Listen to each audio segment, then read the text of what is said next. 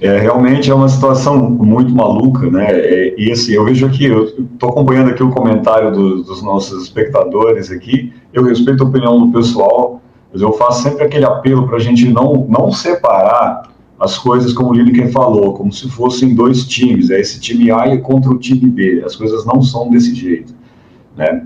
Eu vou voltar aqui para o posicionamento dos líderes europeus em relação ao Assad. A reunião do Comitê Europeu chegou à decisão que não haveria negociação com Assad, ele deveria entregar o governo. Tá?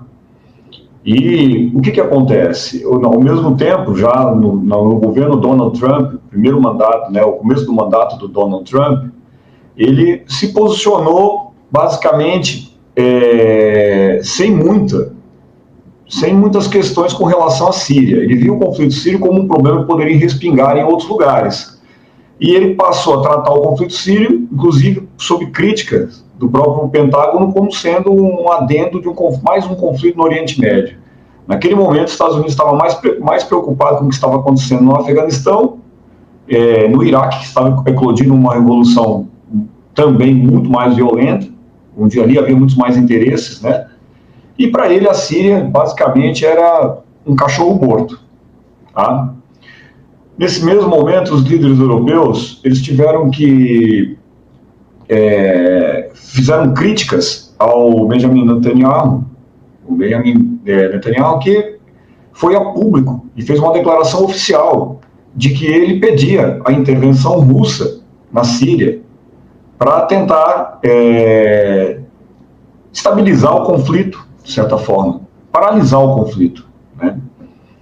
Os europeus, eles não entenderam, os líderes europeus não entenderam muito bem por que o Netanyahu teria dado essa posição. Essa declaração dele, se eu não estou enganado, foi em setembro de 2016 ou 17, a data não me vem à cabeça agora, peço desculpa que eu não sou muito bom com os números, embora eu trabalhe com números, eu não gravo nenhum deles. Tá? Mas a declaração do Netanyahu ela pegou de surpresa os líderes europeus. Né? E por que os europeus ficaram assim? Porque a onda de refugiados estava chegando na Europa, passando pela Turquia e criando um problema demasiado grande para os Estados europeus. Né? Eles não tinham o que fazer com as ondas de refugiados que estavam indo para a Europa e isso sobrecaía sobre o regime Assad. Então os europeus não estavam a fim de negociar com ele. E me vem o líder de Israel e declara que a Rússia tem que entrar no conflito. Bom, a entrada da Rússia no conflito seria, obviamente, a favor de Assad. Então, isso iria muito contra os interesses dos europeus. Entretanto, a gente precisa analisar as coisas de uma forma diferente. Não existe bem e mal em nenhum dos dois lados, como o Lineker colocou. Existem os interesses de seus estados. Como o Lineker bem falou, o aumento do poder do Irã dentro da Síria não era benéfico para Israel e muito menos para a Rússia. Nesse ponto, Israel e Rússia concordam que o poder de influência do Irã dentro da Síria, ele seria um problema para ambos.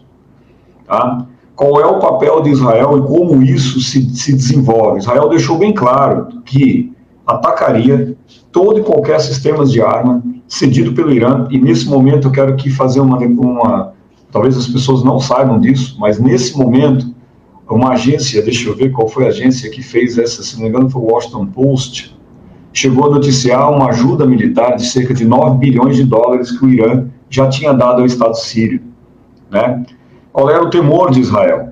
E a preocupação do Estado de Israel é que essas armas e esses sistemas e essas tropas, como ele falou, esse novo Hezbollah 2.0 que estava surgindo e já era de conhecimento, passasse agora a ocupar o Estado sírio, crescesse em sua influência de poder, suplantando o poder central do Assad, do governo Assad até mesmo, né?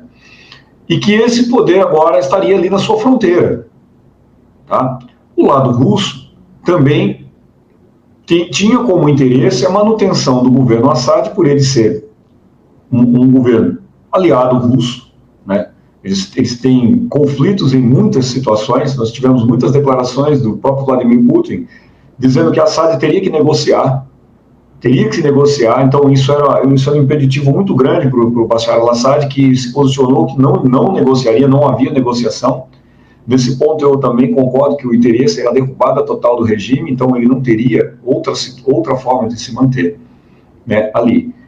E nesse momento, os europeus, basicamente os estados europeus, se voltaram contra a Rússia e cobraram do governo Trump, da administração Trump, um posicionamento. Então, uma declaração muito importante do Trump que vai à televisão. Eu não me lembro agora se ele estava saindo de uma cimeira com os estados da OTAN ou algo do tipo, e dá a seguinte declaração: se a Rússia quer resolver o problema, eles que resolvam, eles que gastem dinheiro e percam gente lá. Isso é um problema que eles se virem. Basicamente foi essa declaração que o Trump deu. Isso não foi muito bem interpretado pelos europeus, porque, novamente, mais um Estado aliado, dessa vez a maior potência do Ocidente, agora faz vista grossa a situação russa. E a gente começou a ver a instalação das bases aéreas russas dentro do território e o aumento de influência. E é muito importante destacar aqui que a Força Aérea de Israel, ela sempre atacou ativos importantes dentro do território sírio e que efetivamente tiveram risco ou chegaram a cair à mão do Hezbollah e das forças, e assim como as forças iranianas que estavam próximas às suas fronteiras. Tá? A Rússia fez vista grossa a isso, como já foi dito. Isto veio através de um acordo. Há um incidente muito grave com a derrubada de uma aeronave, um Ilyushin 38, se não me engano, ou 18, não lembro bem, uma aeronave russa que foi abatida pelo sistema de defesa sírio, porque, como o pessoal brinca, a Força Aérea de Israel fez o corta-luz com a aeronave russa, a defesa aérea foi lá e abateu, né? Imediatamente, Netanyahu pegou um voo para Moscou para tratar diretamente com o Putin sobre a situação, tá? Obviamente, Netanyahu, ele jogou a culpa para a defesa aérea síria, que não estava preparada. E notem aí, nesse momento, que não há rusgas entre a Rússia e Israel com relação a esse incidente. E foi um incidente provocado pela Força Aérea de Israel, um ataque que eles entraram no espaço aéreo e utilizaram de técnicas para ludibriar a defesa aérea síria. Tá? E eu fecho aqui esse ponto dizendo a seguinte coisa, tá? A Rússia tem o Irã como um aliado importante, é um aliado estratégico. Entretanto, Israel para a Rússia é um aliado de mais tempo e igualmente estratégico. Tá? Ambos os países compartilham de muitas visões ali, eles têm muitas coisas e muitos interesses próprios. Em outra live eu falei disso, e o Lineker também concordamos nesse ponto. A Rússia vê não com bons olhos o crescimento da Turquia.